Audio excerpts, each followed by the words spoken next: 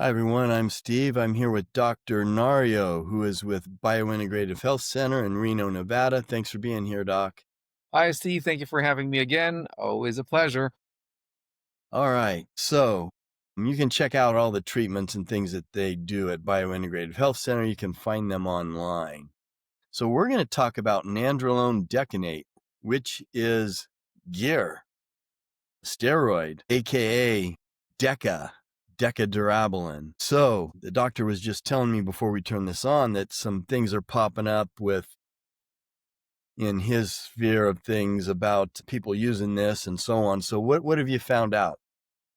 So, Steve, it's not like hitting the nation like wildfire. It's just that suddenly I was just recently in the A4M conference in Las Vegas, in the Venetian, recently when I was a speaker there.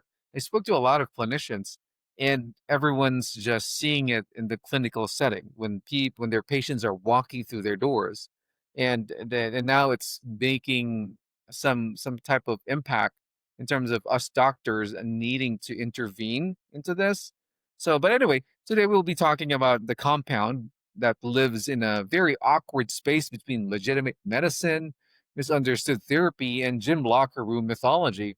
And the compound, as you mentioned, is nandrolone. So some of you are thinking, isn't that a steroid? Others are thinking, didn't bodybuilders ruin that?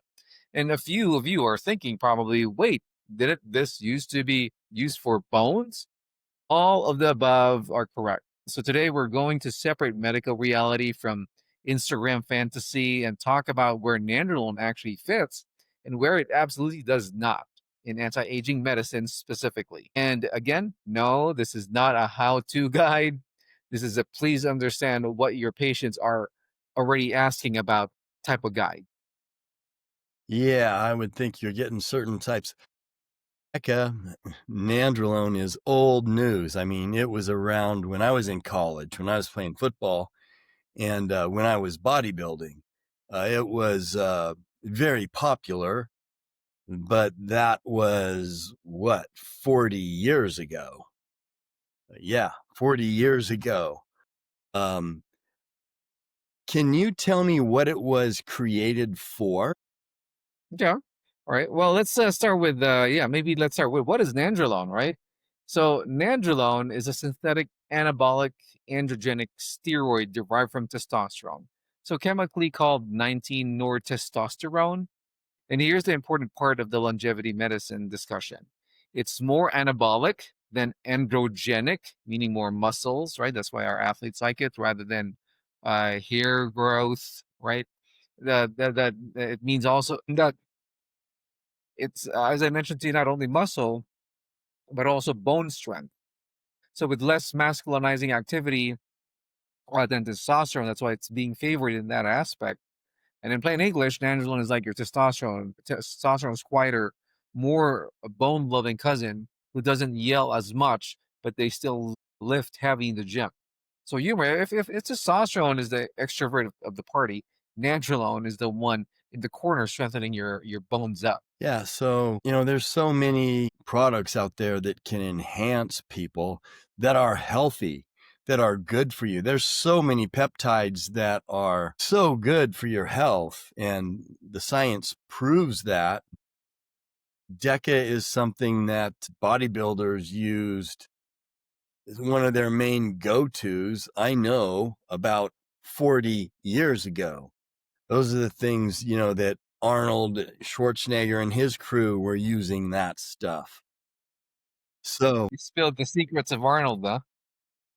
well, it was so common back then in the 80s. I mean, that was a basic one, and it was considered to be, back then, it was considered to be very safe. And you just said it because it was more anabolic, and the bodybuilders wanted more anabolic and less androgenic so that they would have less of the unwanted side effects from the androgenic effects of gear. Right, right. Well, let's talk So about the legitimacy first of yeah, nandrolone. okay. So what's it really supposed to be used for? Right. Well, in the U.S., nandrolone is FDA approved. Okay, FDA for one indication only, and it's anemia or low red counts or blood red cells associated with chronic kidney disease. That's it. That's it. It is not FDA approved for osteoporosis in the US, even though it is approved for the purpose in countries like the UK, Australia, and New Zealand. So why the disconnect? Because the branded version, Deca was discontinued for commercial reasons, not safety failures. So when you say commercial reasons, usually the supply chain dried out and they cannot produce that anymore during that time. So the molecule didn't disappear. The marketing budget did. So this is not anything I would take. Yeah, And I'm assuming that this is not anything that you would prescribe for your patients, except for the FDA approved. except for anything other than what you just said it's for. Yeah. But what are you finding? What are you hearing that people are using this for Okay, so let's talk and how about they're misusing it? right pro and cons, right? So in anti-aging medicine, we care about four things above all else: muscle mass, bone density, mobility, and functional independence. And nandrolone historically showed benefits in bone mineral density, lean mass preservation, and nitrogen balance, especially in aging populations. So before biphosphonates are the ones that we use for osteoporosis, the medicines that we take for it. Before biologics, nandrolone was actually used to support bone health in postmenopausal women at low spaced dosing. This is where longevity medicine raises an eyebrow and says, "Interesting. Why did we stop talking about this?" So turns out molecule doesn't go bad. It's basically the reputations do. And why it's so controversial. Now let's address the elephant bench pressing in the room. Nandrolone became infamous not because of medicine, but because of abuse. Performance, again, enhancement in sports, bodybuilding, and athletics actually noted to be increasing the muscle mass and strength and recovery. So, thus, WADA. So, the World Anti Doping Association has banned this in relation to most of the sporting events because of the abuse. And of course, aesthetic purposes are bodybuilders in bulking cycles, often stacked with other steroids at doses far exceeding therapeutic levels. Bodybuilding doses are often 10 to 20 times higher than therapeutic doses. The bodybuilders are not like basically using this 50 milligrams monthly. They're basically using this at around 200 to 600 milligrams per week. So maybe 100 milligrams per day, let's say, stacked with other things such as testosterone, steroids, with zero labs, zero informed consent. That's why you see, again, hematocrits or the thickness of the blood go up, the lipid, the good cholesterol just gets lowered, which is the protective cholesterol, cardiovascular strain, hormonal suppression, women growing hair, right? Acne, mood changing. So that is not longevity medicine. That is pharmacological chaos. So longevity is about aging well, not aging jacked and angry. Yeah, this is gear. This is a steroid that is still probably pretty popular. I know it was popular because I was in college at the time, and it was considered very safe Right. because of the anabolic effect, and it didn't cause water retention and stuff like that. So, but it would definitely make you bigger, stronger, and leaner. That's what it did. Right, right, correct. So that's why, again, the side effects that I just mentioned to you is actually, as I mentioned to you, is making nandrolone not benign to the medical doses if you consider the higher doses. And this is why nandrolone is scheduled 3, right? Meaning controlled substance, prescription only, requiring monitoring, and not a casual supplement. So if someone tells you it's mild, ask them compared to what? A multivitamin or a freight train, right? I think most anabolic steroids are control one. This one, you said it is FDA approved for at least one thing. Yeah, kidney issues. Yeah. So, what else? I mean, what we before we turn this on, you said people are abusing it. What is happening because of that? So again, there. Wow. Let me give you a perspective on the patient's point of view here. So patients are asking about nandrolone because GLP-1 drugs can cause muscle loss, and they want to combine it together.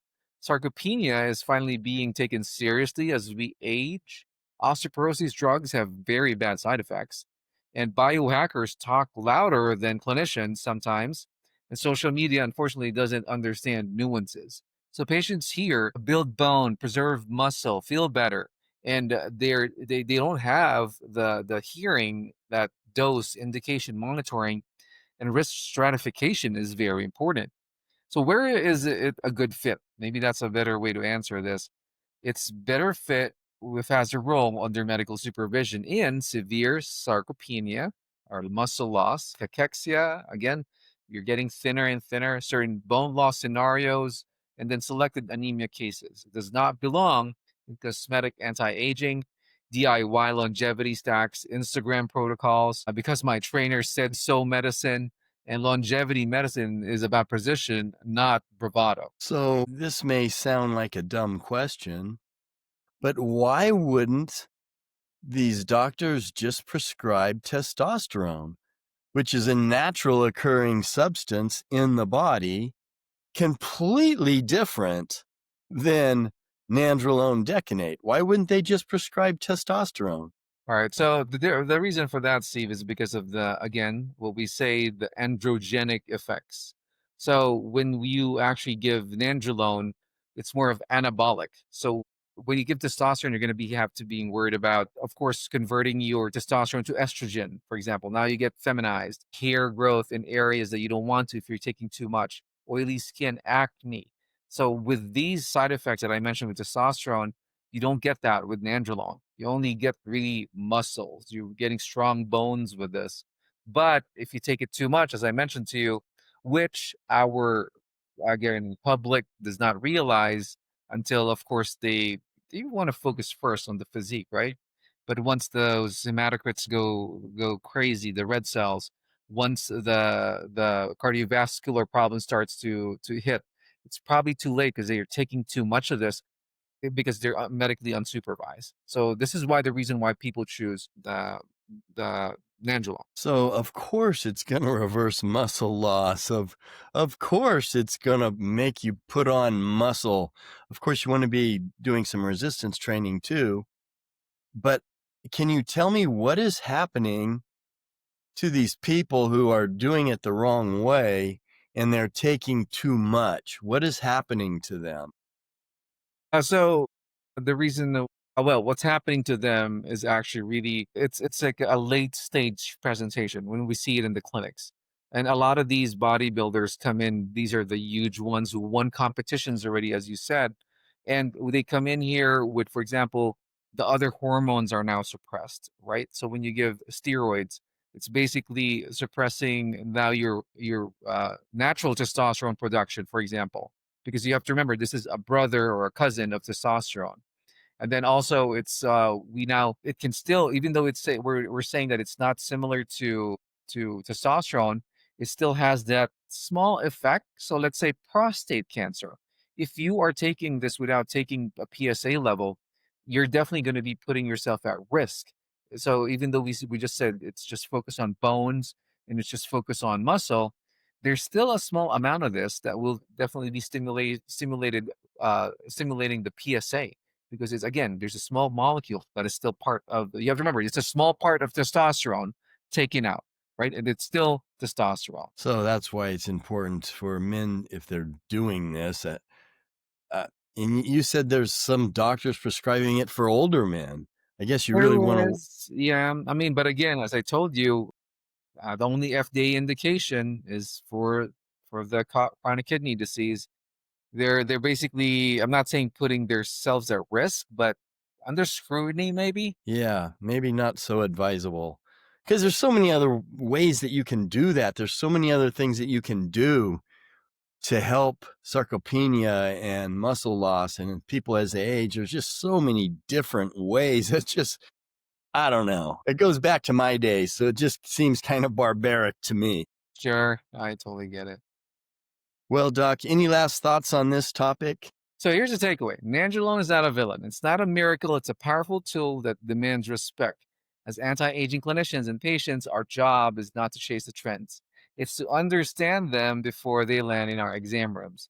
Because the real anti-aging secret isn't muscle or bone. It's not doing something stupid today that ruins your health tomorrow. So longevity is a marathon, not a bulking cycle. Well, great insight, Dr. Nario, and we appreciate your insight as always. If you guys have questions, put them in the comment section. I always make sure the doctor gets them. So thanks for your time, Doc. Thank you, Steve, again for having me. As we all know, that knowledge is power, and thank you for letting me provide you with edge of longevity and health maintenance, which I call the biological edge or the bio edge.